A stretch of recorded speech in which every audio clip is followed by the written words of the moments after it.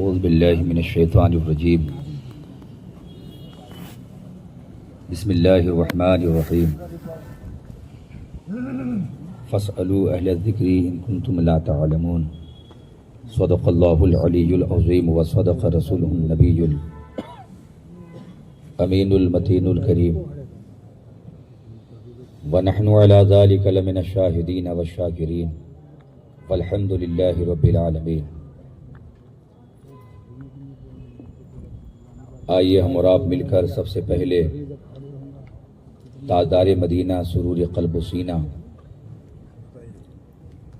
زبدہ کائنات خلاصہ موجودات قادر بحر و بر مختار شمس و قمر مقتدر شمس و قمر خدا کے مصطفیٰ سراپا قرآن کی عالیشان بارگاہ میں درود شریف کا ہدیہ پیش کریں۔ اللہم صلی علی سیدنا شفیعنا حبیبنا بارک وسلم صلاۃ و سلام علیکہ یا رسول اللہ صلی اللہ تعالی علیہ وآلہ وسلم۔ اللہ رب محمد صلی علیہ وسلم نحن عباد محمد صلی علیہ وسلم۔ بڑی دیر سے آپ حضرات محفل پاک میں شریک ہیں اور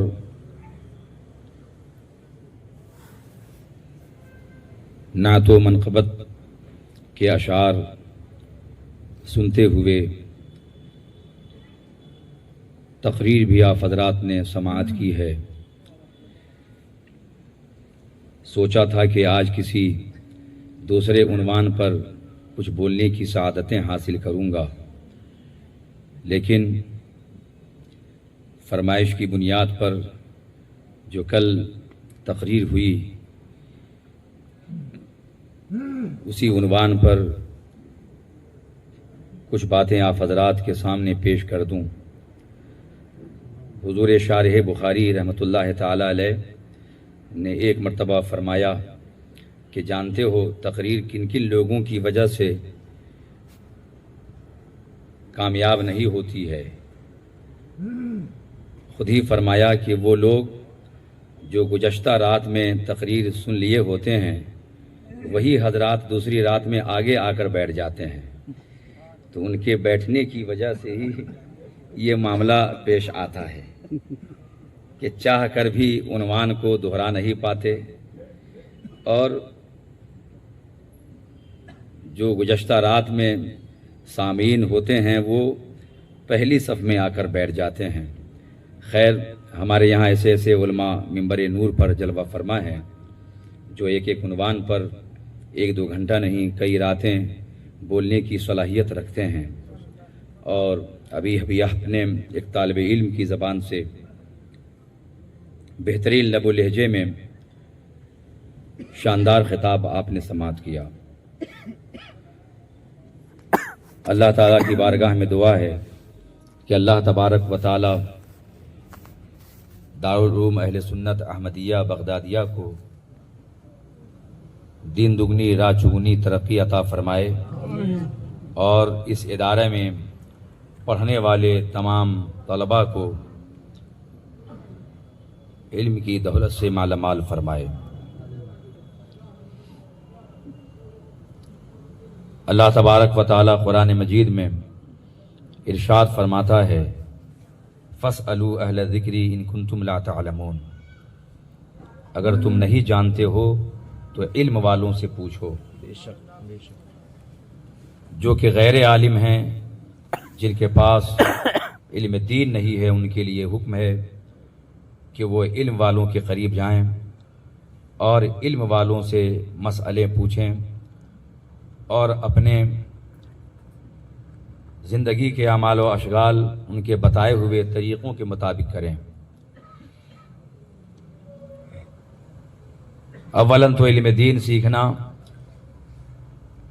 ہر مسلمان مرد عورت پر فرض ہے کہ وہ جتنی ضرورتیں زندگی میں پیش آتی ہیں وہ علوم حاصل خود کریں۔ کسی وجہ سے وہ علوم حاصل نہ کر سکے تو علم والوں سے پوچھ کر عمل کریں، یہ ان کے لیے حکم ہے۔ علم دین سیکھنے میں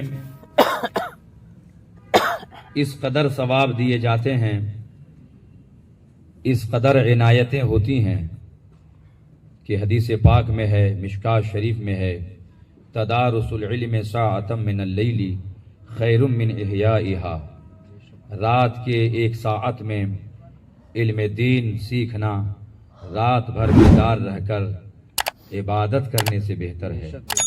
پوری رات جگنے سے، شب بیداری کرنے سے، رات کے تھوڑے سے حصے میں اگر کسی نے دین کا علم حاصل کیا، ایک مسئلہ ہی کسی نے سیکھ لیا، تو ایک طرف تو وہ بندہ ہے جس نے عشاء کی نماز سے فارغ ہو کر اپنے امام سے، عالم دین سے کوئی مسئلہ سیکھ لیا، یاد کر لیا، پھر گھر جا کر سو گیا، فجر کی نماز کے لیے اٹھا۔ اور ایک بندہ وہ ہے جو کہ عشاء کی نماز کے بعد پوری رات مصلی پر رہا، رکعات پہ رکعات پڑھتا رہا، قرآن کی تلاوت کرتا رہا۔ تو ایک طرف تو پوری رات بیدار رہ کر عبادت کرنے والا بندہ ہے، اور ایک بندہ وہ ہے جو نماز عشاء پڑھی اور ایک مسئلہ سیکھا، سو گیا، فجر میں اٹھا۔ دونوں میں بہتر کون ہے، زیادہ ثواب کا مستحق کون ہے؟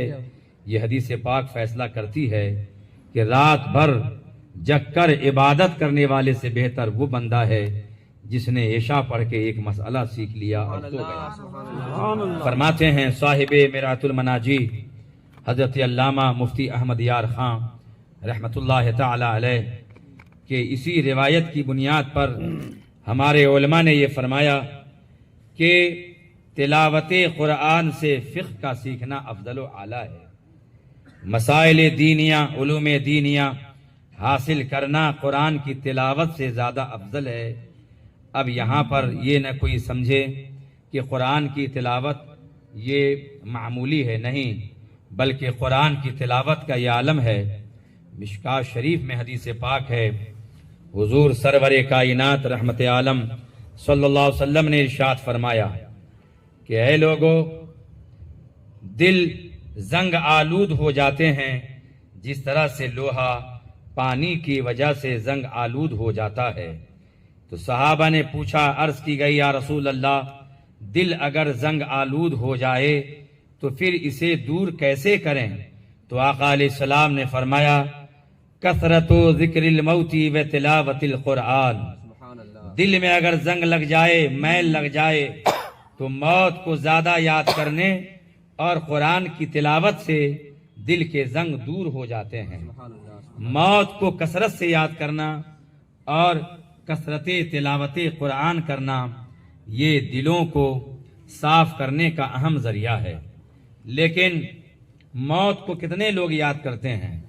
میں نے ایک حدیث پاک پڑھی تھی کہ جو بندہ دن و رات میں 20 مرتبہ موت کو یاد کرتا ہے، کسی نہ کسی صورت میں، کبھی کفن دفن کے معاملات کو یاد کر کے، کبھی قبر کی باتیں یاد کر کے، کبھی جاکنی کے معاملات کو یاد کر کے، یا کسی مومن کے موت کو یاد کر کے موت کا تذکرہ 20 مرتبہ کرے تو وہ بندہ شہیدوں کے ساتھ حشر میں اٹھایا جائے گا۔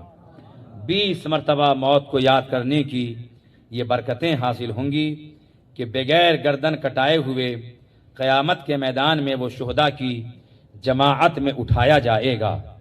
موت کو یاد کرنا، آخرت کو یاد کرنا، یہ اس قدر اہم ہے کہ زندگی میں انقلاب آ جاتا ہے۔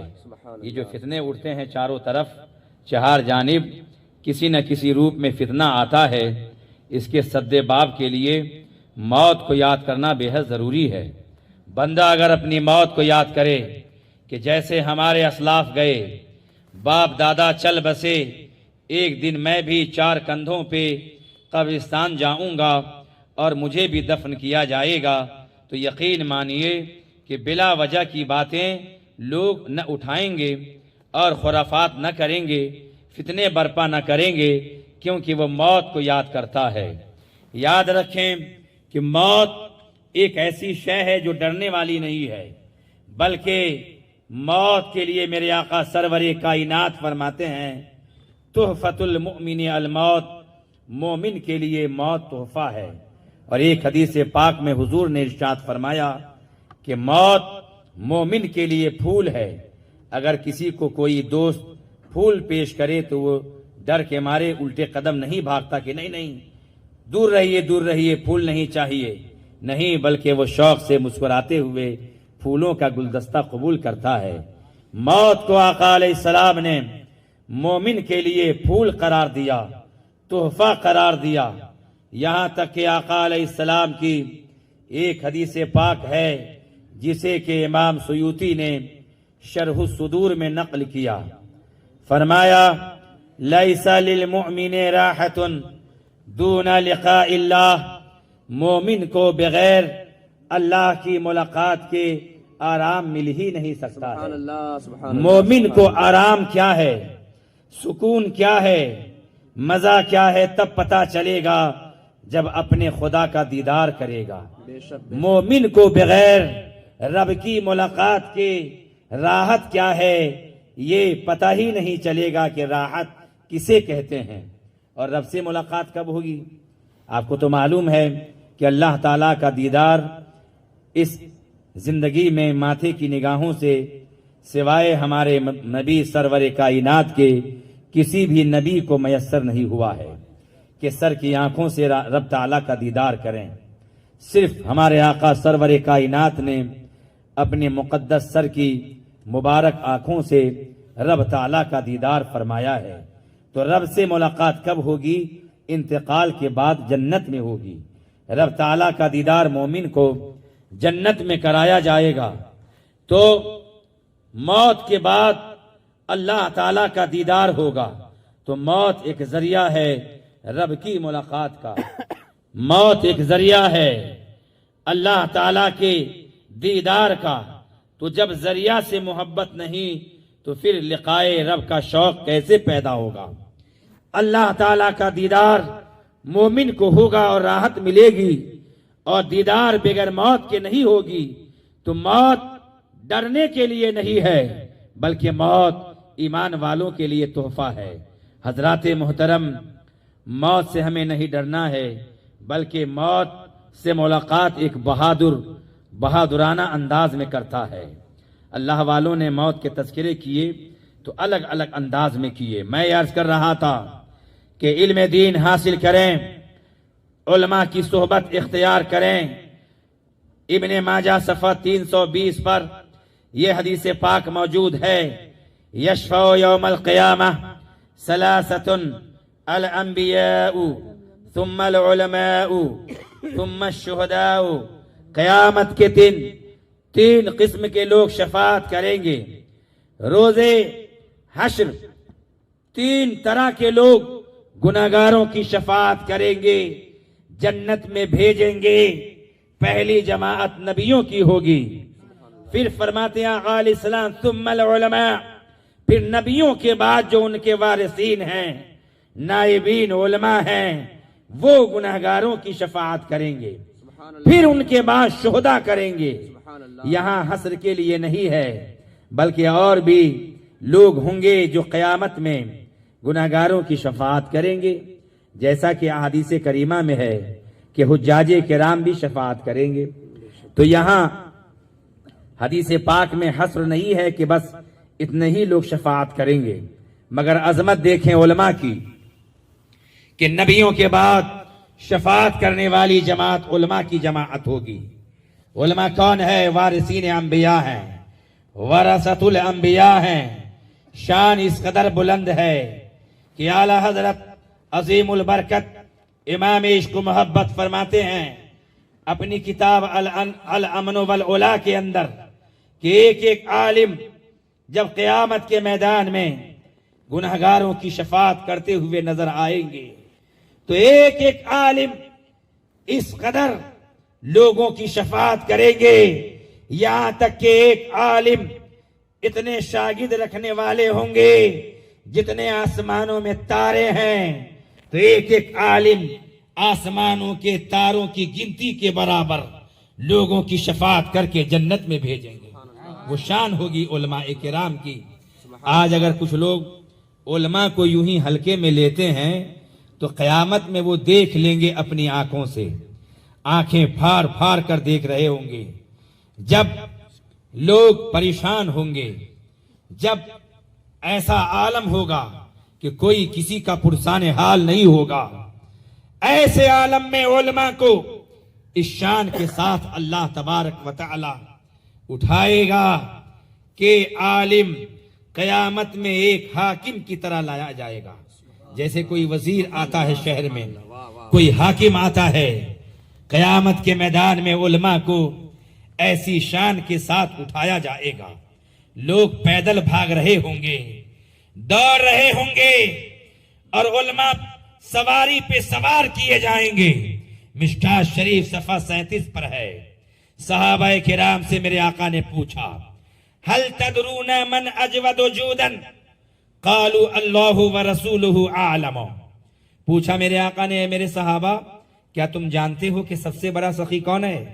تو صحابہ نے کہا نہیں یا رسول اللہ اس کے رسول بہتر جانتے ہیں کہ سب سے بڑا سخی کون ہے.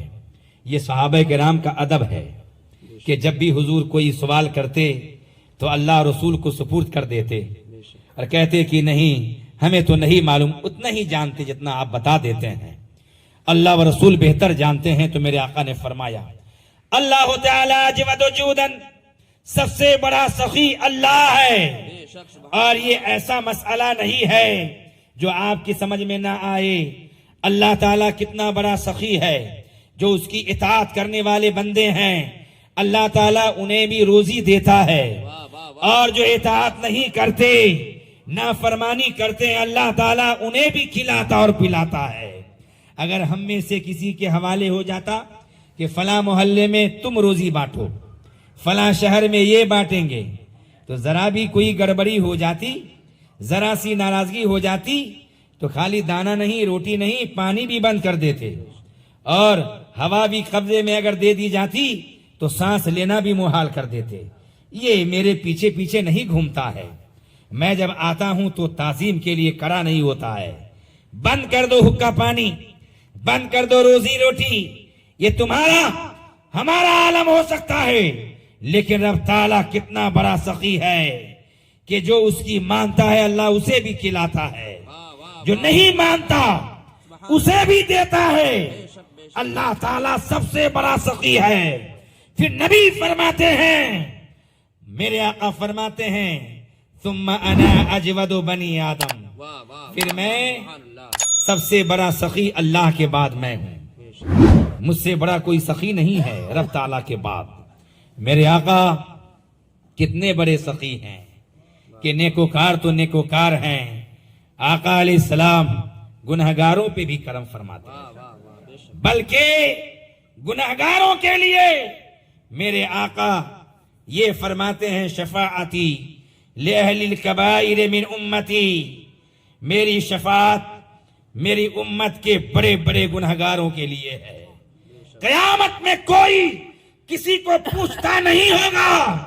ایسے عالم میں آ کہہ کے میرے آقا گنہگاروں کی شفاعت کر رہے ہوں گے. ایک سے بڑھ کر ایک گنہگار سامنے آئے گا اور میرے آقا شفاعت کر کے جنت میں بھیج رہے ہوں گے. کوئی ہے میرے حضور کے برابر سخی؟ میرے آقا سرور کائنات کی سخاوت کا یہ عالم ہے. مگتا تو ہے مگتا کوئی شاہوں میں دکھا دے، جس کو میرے سرکار سے ٹکرا نہ ملا ہو. آتا ہے فقیروں پہ انہیں پیار کچھ ایسا، خود بھیگ دے اور خود کہے مگتا کا بھلا. آج اگر آپ 500 1000 کسی مدرسہ میں دے دیں تو آپ اسے دینے کے بعد چاہتے ہیں کہ 1 درجن مرتبہ اعلان ہونا چاہیے. ایک مرتبہ تعمیر مسجد کے لیے چندہ ہو رہا تھا، لوگ سیمنٹ کی بوری دے رہے تھے. ایک صاحب نے 2 بوری سیمنٹ دیا، نام لینا بھول گیا. پھر مت پوچھئے، مکان تو مکان، مسجد تو مسجد، گویا آسمان سر پہ اٹھا لیے کہ ہم سے کوئی دشمنی ہے کہ سب کے نام لیے میرا نام کیوں چھوٹ گیا. یہ عالم ہے. تم کچھ خرچ کرتے ہو تو دنیا میں نام چاہتے ہو، ریاکاری سے الگ ہو کر کام نہیں کرتے. لیکن یاد رکھو دکھاوے والا عمل اللہ کو پسند نہیں ہے، ریاکاروں کا عمل مقبول نہیں ہے. ایسے اللہ کی راہ میں خرچ کرو کہ دائیں ہاتھ سے دو تو بائیں ہاتھ کو خبر نہ ہو، لیکن عالم یہ نہیں ہے۔ لاک ڈاؤن میں ہم نے دیکھا کہ 2 کیلے غریبوں میں بانٹے جا رہے ہیں، تو ایک غریب آئے، اس کے ہاتھ میں 2 کیلے اور 12 لوگ کھڑے ہیں دائیں بائیں، 12 غریب کے ہاتھ میں 2 کیلا ہے، اور فوٹو لینے کے لیے 12 لوگ کمیٹی والے، اور 2 کیلا دے کر 12 لوگوں کی فوٹو۔ ویسے تو جاندار کی تصویر تو حرام ہی ہے کہ نہیں، چاہے ویڈیو کریں یا پھر کاغذ پہ بنائیں، بہرحال جاندار کی تصویر کشی کرنا حرام ہے۔ اس کے بعد کسی غریب کا مذاق اڑانا کہ آپ 2 کیلے، 2 کلو آٹا، 1 کلو چاول، 1 نمک کی پیکٹ دیں تو 12 لوگ فوٹو کھنچوائیں اور ان کی غربت کا مذاق اڑائیں۔ ریاکاروں کا عمل پسند نہیں ہے، اور کسی کی غربت کا مذاق اڑانا یہ عمل بھی ٹھیک نہیں ہے۔ تو ہمارا یہ عالم ہے، کچھ دیتے ہیں تو نام چاہتے ہیں، مگر میرے آقا سرور کائنات دنیا کو پال رہے ہیں، لیکن تم سے کچھ نہیں مانگ رہے بدلے میں کہ یہ دے دو وہ دے دو، بس اپنے اہل بیت اطہار سے محبت چاہتے ہیں کہ میری اولاد سے محبت کرو، میری اہل بیت اطہار سے محبت کرو، تم سے کچھ بدلہ نہیں چاہیے۔ میرے آقا سرور کائنات اللہ کے بعد سب سے بڑے سخی ہیں۔ آپ علماء کی تقاریر سے جانتے ہوں گے، پھر نبی فرماتے ہیں میرے بعد سب سے بڑا سخی کون ہے؟ فرماتے ہیں آقا علیہ السلام رجل علم علما فنشرہ یاتی یوم القیامہ امیرا وحدہ او قال امتا واحدہ۔ نبی فرماتے ہیں سب سے بڑا سخی اللہ ہے، اس کے بعد میں ہوں، میرے بعد وہ بندہ سب سے بڑا سخی ہے، اس نے علم دین حاصل کیا، عالم بنا اور اس علم کو پھیلایا۔ جب قیامت کا میدان ہوگا، حشر کے لمحات ہوں گے، تو عالم دین کو اللہ تعالی بمنزلہ حاکم اٹھائے گا، اس شان کے ساتھ لائے گا جیسے دنیا میں حاکم آتا ہے۔ سبحان اللہ سبحان اللہ سبحان اللہ اللہ اکبر یا رسول اللہ، زندہ باد زندہ باد زندہ باد زندہ باد، سبحان اللہ سبحان اللہ۔ علماء سخی ہیں، سبحان اللہ۔ بے شک آپ جانتے ہوں گے، آپ آتے ہوں گے، ویسے ہمارے یہاں رواج کم ہے کہ عوام مدرسوں میں آنا جانا بہت کم کرتی ہے۔ ذہن میں ایسا پیچ ڈال دیا ہے کہ لوگ کبھی لوگ خالی کھینچتے ہی ہیں، علماء صرف لیتے ہی ہیں، جیب خالی کر دیتے ہیں۔ کتنا دیتے ہیں؟ وہ بھی زکوٰۃ کی رقم ادا کرتے ہیں تو احسان، کائے کا احسان؟ 2.5% آپ کا تھوڑے ہے وہ۔ اگر 1 لاکھ روپیہ ہے تو اس میں 2,500 دے دیا تو کون سا کمال کیا آپ نے؟ اپنی رقم دیا آپ نہیں، وہ تو ڈر کے مارے دیتے ہیں کچھ لوگ کہ نہیں دیں گے تو قرآن مجید میں ہے کہ ایسے ایسے سانپ ہوں گے، کہ گنجے ہوں گے، اور ایسے زہر ڈالیں گے کہ مت پوچھئے۔ جو زکوٰۃ نہ دینے والے پہنچے ہوں گے ان کو خبر ہو چکی ہوگی، بلکہ علم یقینی حاصل ہو چکا ہوگا کہ زکوٰۃ نہ